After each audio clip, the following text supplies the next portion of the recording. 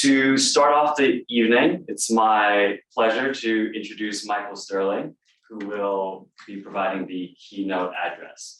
So Michael is the CEO and chairman of Stirling Infrastructure, a boutique investment bank that supports major energy producers and utility companies in making strategic investments to facilitate the energy transition.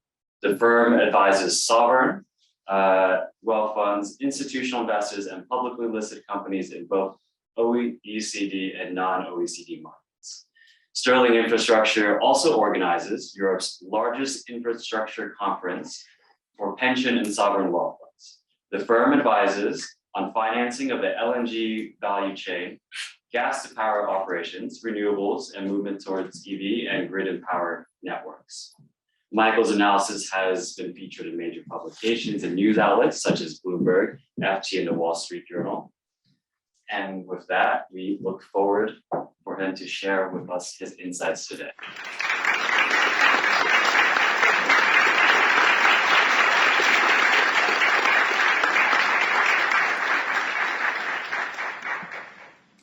Well, I'm waiting for the laptop to arrive, and hopefully I can somehow coordinate the presentation. I'm very grateful for Koji for that kind introduction, and I'd like to thank LBS for having me as your keynote speaker. And I sincerely hope that I can provide some insights and indeed some entertainment over the next 20 minutes or so as I present some of my thoughts around the global opportunities, the keywords are opportunities and challenges, as we try to seek to move towards an energy transition towards net zero.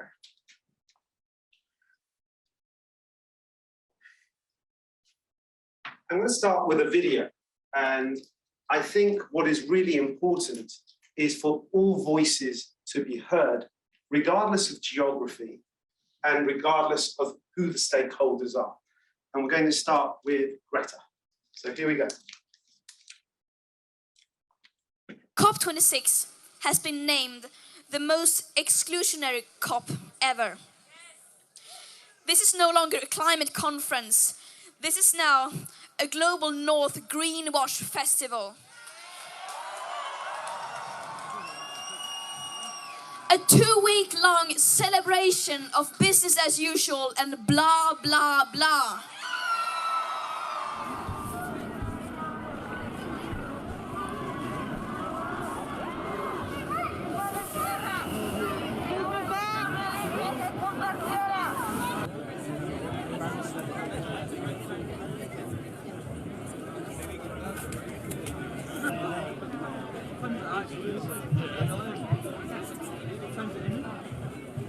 I think we are taking a stand. I think the thing is, it can't wait until we're the ones in power for the action to happen. It needs to happen now. So we won't stop. We're not going to stop talking. We're not going to stop marching. We're not going to stop being on the streets until that happens, no matter what that takes.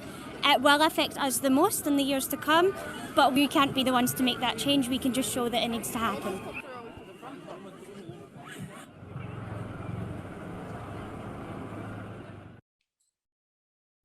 COP26 has been... See if we can go on to the next slide. Yeah, we're on the next slide. Great. So I actually also sit on a steering committee for an investment banking publication called IB Insider, Investment Banking Insider. And every Friday, we have a bunch of journalists from all over the world that jump on this call, and we talk about neutrality and trying to present news in an objective way. And really, what I want to try and do over the course of this presentation is try and distance myself from any person or any group in the world and really try and be objective as I possibly can. And in doing so, I think the starting point is to look at and these are some of the key messages I'd like you to take away, is the role of national governments. That's what we're going to examine. And the mismatch between energy supply and demand and geopolitical frictions, which I think is necessary to understand the journey towards net zero. Increasing dependence of coal for China and India, And I'm going to also provide a different perspective. And I'm not going to single out China and India, but also the West, because when we start looking at the history and looking at the amount of cars that are used and the carbon the West has also put out, that also needs to be taken into consideration. Then moving on, we're going to look at the fossil fuel value chain and the amount of jobs that are at stake. That is a barrier. And then we'll look at some of the economic and environmental expectations that are often at odds between companies and people and governments. Moreover, it's going to be really interesting to see if we think we're going to get to net zero by 2050. And I'll give you my opinion at the end, towards the end of the presentation. But there are some exciting discussions. We're not here to do doom and gloom. I think we said independent and objective is what we're looking to do. So we're also going to look at some of the innovations and innovative investments in the value chain. So what is the responsibility of a government? Well, when I started to think about writing this presentation, the thing that made me laugh most was the amount of paradox within the energy transition and within the energy market. Again, people thinking that they're right and another group isn't right. You've got Greta with one perspective, and you may ask, how did she get to Glasgow? What was her footprint? And you may have, at the other extreme, you may be thinking, actually, China and India are burning the most coal globally. But then you look at the Industrial Revolution, and then the UK burned lots of fuel, and the US is burning lots of fuel today. So the first thing is that we're all within the same planet and we all have to take responsibility. But coming back to the central role, what is the responsibility of the government? And what are the challenges? First of all, it has a duty to protect its citizens. Secondly, national security. And unfortunately, in a time of increasing nationalization and nationalism, this is making discussions and actually collaboration far more difficult due to political opinions rather than actually what is required. Indeed, there are many companies that would quite happily do transactions globally if they could, if there wasn't the restrictions of free trade and the political and economic difficulties that governments actually put in place with a view to national security and protecting their own citizens' interests. But that's a whole political discussion in its own right. But moving back to the central point, we also need to think about what the government needs to do.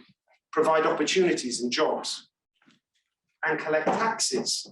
Now, the collection of taxes is a fundamental barrier to going green for many economies. And we'll come on to that in further detail, and to manage the public accounts responsibly. So the unique characteristics of the energy industry, we need to think about those. First of all, energy provides stability and security for any economy.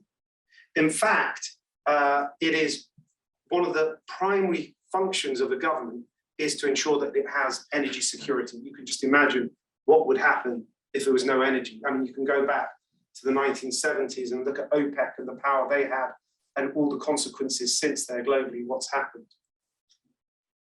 Then you can think about energy also being a catalyst for economic growth. And if indeed you can produce your energy at a lower cost than any other economy, you have a competitive advantage in the market. You can manufacture at a lower cost and you can grow faster than your peers.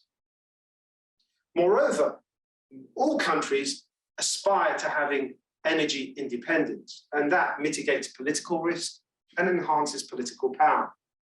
But clearly, what is also interesting is the inequality of natural resources globally and the inequality of wealth. And the consideration of those two factors is a fundamental to reaching net zero. Indeed, I think anecdotes are really useful in life to illustrate points. If you are from a more wealthier family and you can afford to go to the gym or have sushi for lunch or have high protein diets, you can pick and choose what you eat. energy is entirely the same. So if you have low-income countries who are struggling just to make the ends meet, what are they going to burn? What are they going to burn? They're going to opt for the starchy food, which is coal. So unless there is adequate support for those poorer economies to transition, there is no way that they would easily migrate to more sophisticated sources of energy. Let's look at the energy mix. The energy mix is historically more fossil fuel led, and that's what the West, if we can describe it on that basis, but West has, or developed, let's use the word developed economies. West and East is confrontational and unnecessary. So more developed economies have used more fossil fuels to generate income and wealth and build their national economies. Nuclear energy is the most sophisticated and expensive source of energy to create. And you're not going to get low-income countries to suddenly be able to create nuclear energy. And moreover, there is inconsistencies globally on the view of nuclear energy, whether we should go more nuclear or less. In recent times, we've seen Germany actually move against it, whereas other economies actually for the first time are actually evaluating it as a greener source of energy. So there isn't uniformity globally on where the position of nuclear should be. And then on the right-hand column, we have the 5 most common renewable sources of energy, which is where the future lies and where opportunities are for further investment, with a combination of energy transition through LNG, NGLs, and natural gas. Again, rather than getting into the detail, I think this piece is supposed to be a thought leadership piece rather than a lecture. And my objective in presenting to all of you is to get you to think about these factors and then see what you're going to do to help us achieve net zero. Interestingly, have a look at these statistics, because statistics actually are very useful if you can pick the right ones. And here we go, the top 5 largest producers of petroleum globally. Some of you may be surprised to see the US as the largest producer of petroleum by the IEA. And that would have been a completely different picture if we would have gone back 10 or 15 years ago. You would have seen Saudi Arabia as the number 1. And shale gas, which has been a new industry for the US, has actually flourished to new levels, which has actually made the US more energy independent than it's ever been. Now, if you take a correlation between US foreign policy over the last maybe 30 or 50 years, and then see what's happening today, in which the US seems to be engaging less in the Middle East and the rest of the world, there could be a question that as the US has become more energy independent, it has less of a need to actually be reliant on other economies for certain types of natural resources. But that's a thought I'm going to leave you with. Let's look at who the consumers are, because surely they are the parties that we should also hold to some level of accountability. If there wasn't a consumer, there would be no market. And if you look at this map, you actually see the world's biggest consumers of petroleum are not China, and they're not India. They're actually the EU and the UK, North America, and to some extent, China does have a blob there, but it's certainly not as big as the other countries. But the story becomes more interesting as we dig deeper, because this is an evolving story, and the more data you have, the better the picture becomes and more complete. This is what's part of the stress and the worry that you should all be thinking about. This is global coal-fired generation. And what we're actually seeing is a paradox again. The paradox here is that actually, when you look at the picture, most coal power stations in the US and Europe are actually closing down. So there is a recognition in these developed economies that coal does need to actually be constrained. And they want to move to renewables more actively. And this is a powerful chart that kind of sets out where opportunities for the future could also lie, because there is momentum and there is attitude for change. Whereas if we look at the emerging economies, and there's quite a few on the right, what you can see is that China and India, Indonesia, and many other markets are actually experiencing a period of rapid growth and opportunity. And in doing so, they want to do what those developed economies did 20, 30 years ago. And for that reason, they're in a period of growth, and introducing renewables will slow down that process. That's possibly what their mindset is. But clearly, the red dots are areas that you must focus on most, because not only are they burning more, they're proposing to burn even more by setting up more coal-powered fire stations, which is the dirtiest fuel globally. So we're trying to be as independent and objective as possible. Let's move on to the next slide.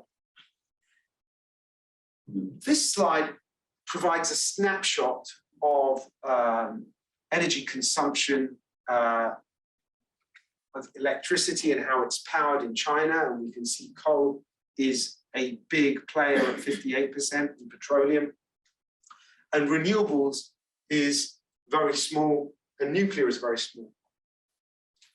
But let's not single out China. Let's try and be objective and see how the other countries are performing. India, what you've got here is that, again, you see an interesting trajectory, that the economy is growing, the people are becoming wealthier, and as people become wealthier, they buy more goods, they spend more. They're not happy with just having one holiday, they want two, like most of you do. And not only that, they want a car, and then they want technology. And think about the growth in global population, think about ever increasing demands for energy needs, and then think about the amount of coal that needs to be burned to do that in an affordable way, which is clearly not sustainable.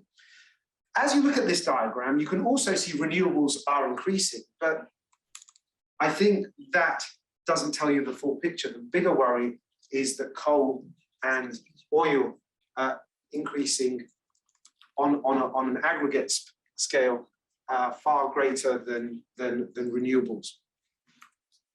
Let's take on one other economy, which is Germany. If you look at the German economy, this data shows that actually they're moving, one would think, in the right direction.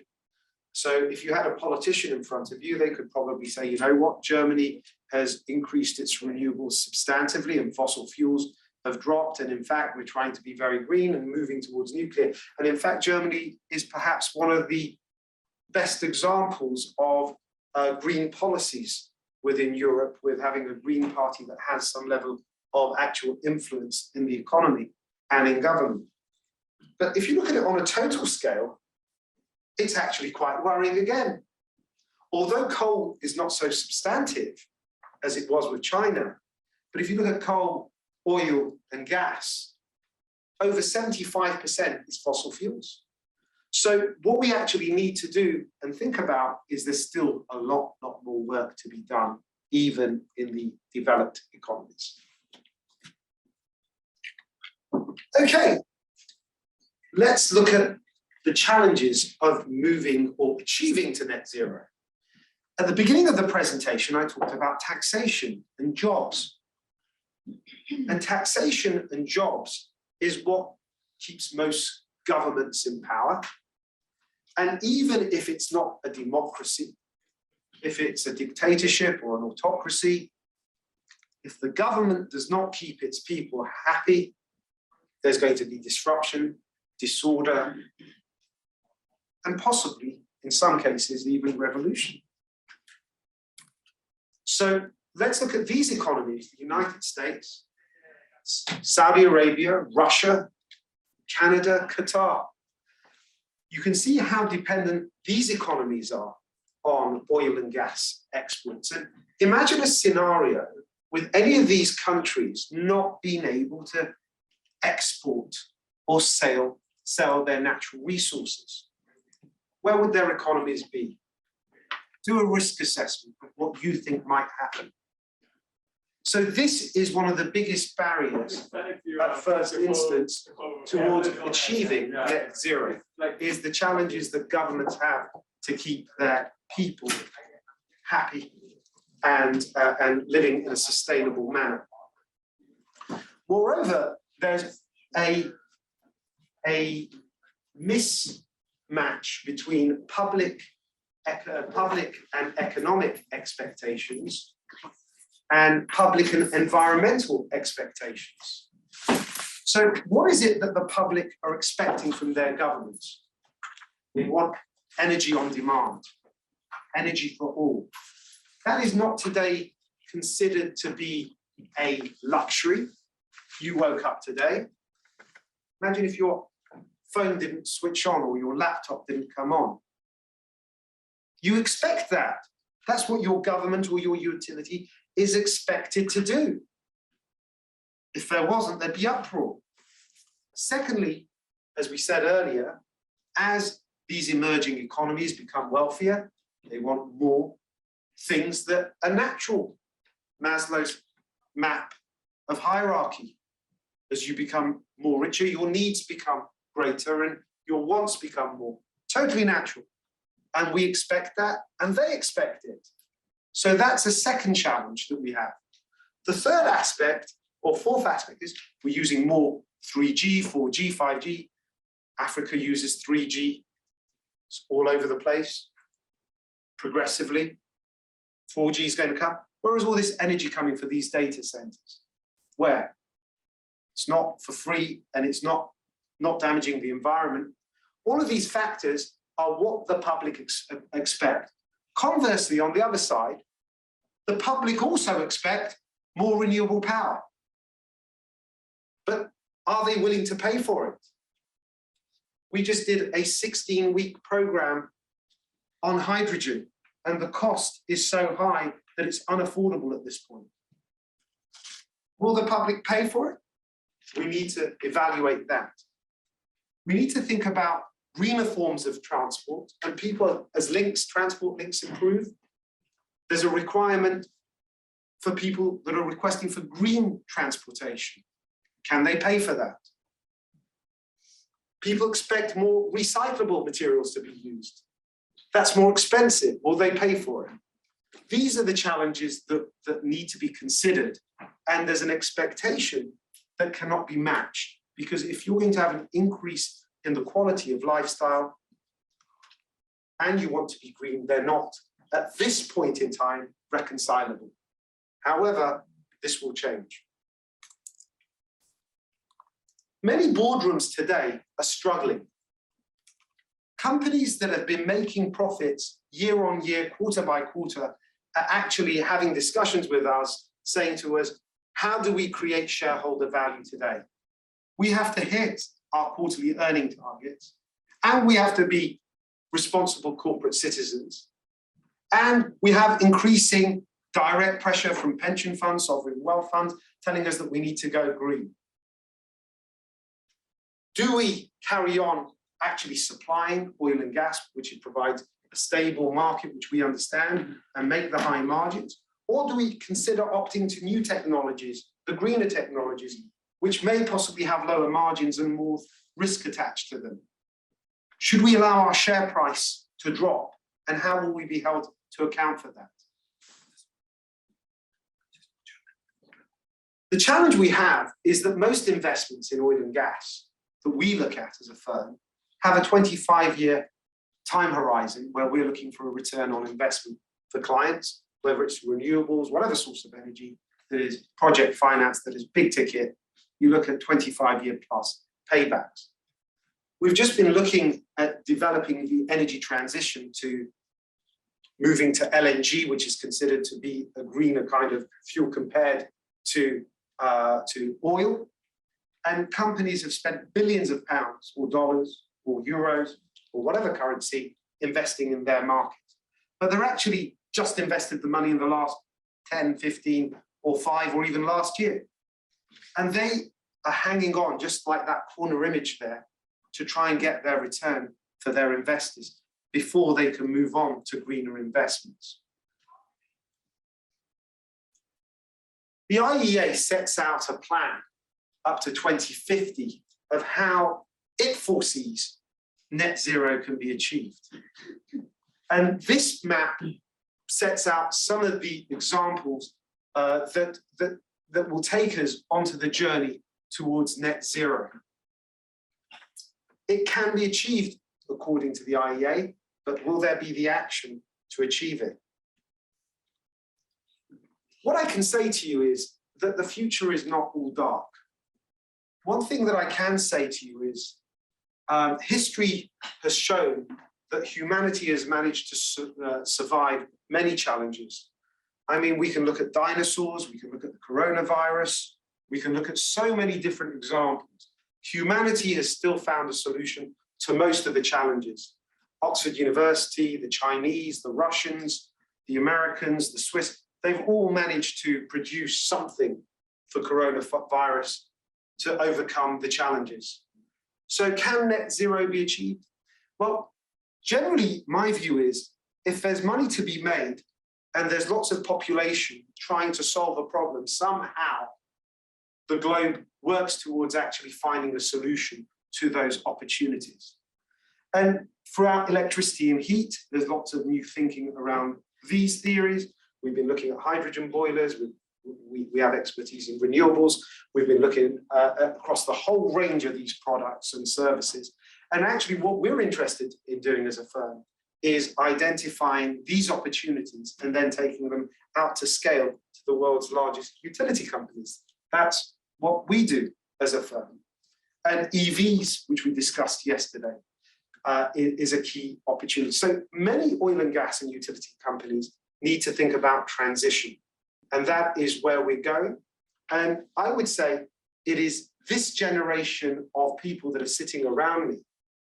And also there are many people who I think are mature, such as David Attenborough, who you would have heard of, have the same aspirations. So I would say it's new leadership, new thinking, new actions collectively is what we need to be working towards. I have 2 slides left. So the final slide is that the boards that you will be sitting on in the years to come, you have to take that board. The people who I'm looking at will actually have to think about creating the innovation and actually coming through and testing and giving opportunities a try and not saying no, but saying, how can we try and make this alternative work for the next generation? Governments will need to use carrot and stick approach. More subsidies is what's required. We've seen that in renewables, and that's been extremely successful. And as for Greta, if we don't start taking action now, there'll be more and more millions of people knocking on the door of those large oil and gas companies.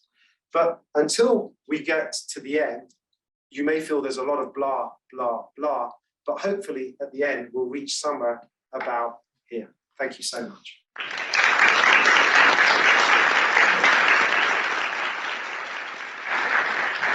I don't know if we have time for a couple of Q&As. We have time for maybe like 1 or 2 questions. If someone from the audience, you can choose. I'm not very good at choosing. Let's try and be fair. So would you go first? Thank you. Just a quick question. You mentioned that the trials on hydrogen revealed that it's quite costly. Can you just say some numbers around that? So the numbers we can't do, but what we have seen on the hydrogen side is that we don't see an instant transition to hydrogen. What we're looking at is opportunities where we can take the production line to 5% or 3% or 2%. And even though there's a higher cost to it, the case studies to prove that those projects can work, and then gradually scale that up. And on an aggregate basis, if you're doing 5% of 100, the cost is minimal, but yet you're moving in the right direction. And as the technology and the know-how improves, then hopefully over time, you can produce hydrogen and there'll be a new normal. I hope that answers your question. Yes. So my question is about the idea of climate justice in some places and investments in renewables. So talking about, for example, the African continent, if it produces a lot less emissions per capita than developed countries, and you talked about the idea of the history of emissions. So I'm curious about in infrastructure investment looking forward, do you feel like there is more space to allow for non-renewables in countries that have not had the same history of using renewables? Or what do you think is a fair but also realistic way of moving forward with that? So my personal view is that if I and this is not the company's view, my view is different from Stirling Infrastructure's view, is that actually it's the affluent countries that have to contribute towards helping those countries to go green. And in fact, what I think is really exciting, I mean, we've looked at projects in Africa, and boy, would we like to look at investing in Africa, but it's the political and regulatory framework and the fear that investors have going into that market. I mean, if you just think about the potential of Africa on solar, I mean, it should be the most powerful continent globally. I mean, there is huge opportunities, but every time we speak to investors about going into Africa, they tend to look at it more of a private equity deal, a small deal, a shorter term deal, smaller size transaction. They don't want to go big and strong and have the confidence in the same way as they would do in OECD economies. So we look at investments globally. 80% plus is in OECD economies, 20% is in non-OECD economies. But Africa must and should have more renewables. But the governments, and I see far more need for collaboration between economies. And my personal view, I met with the UK government minister just 2 weeks ago. And what I was explaining to him is that we don't need to give Africa aid. What we need to give is engagement and actually be working alongside them as partners in projects and enabling that.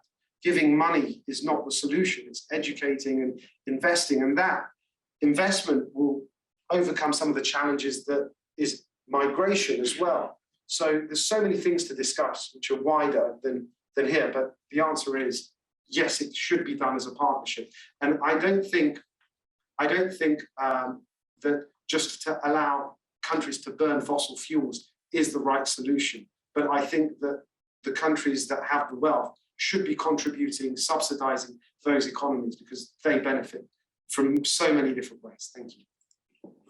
Thank you, Coach.